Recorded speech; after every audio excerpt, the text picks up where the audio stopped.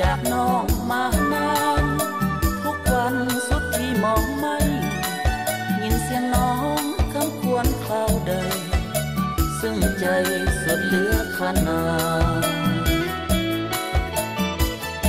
เห็นเข้าสุกเหลืองต่อเฟืองเหี่ยวแห้งเดือนห้าหน้าแล้งน้ำแห้งจากถิ่นดินนาดังเข้าคอยฝนคนจนคอยแฟนดังว่าบ่ได้ลืมน้ำคำสัญญาทั้งที่ผ่านมาสองเฮาเคยมีงานดอกจำปามาลาใครจีบบาน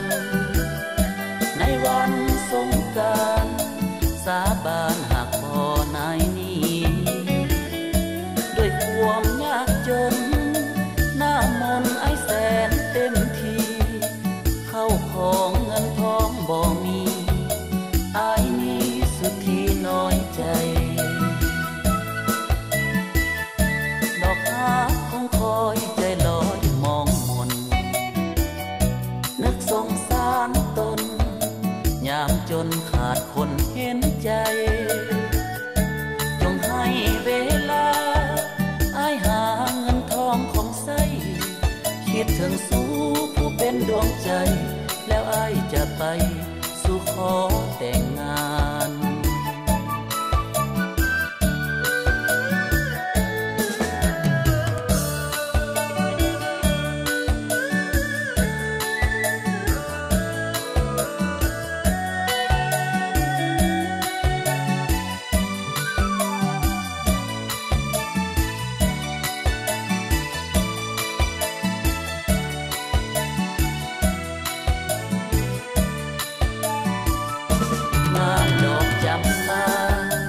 มาลา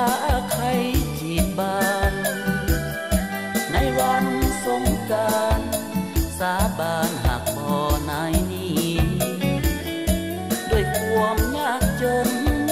หน้ามนต์ไอแสนเต็มทีเข้าของเงินทองบ่มีอายนี้สุดที่น้อยใจ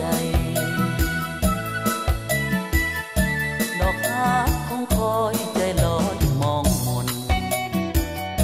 นึกสงสารตนยามจนขาดคนเห็นใจจงให้เวลาอายหาเงินทองของใส่คิดถึงสู้ผู้เป็นดวงใจแล้วอายจะไปสู่ขอแต่ง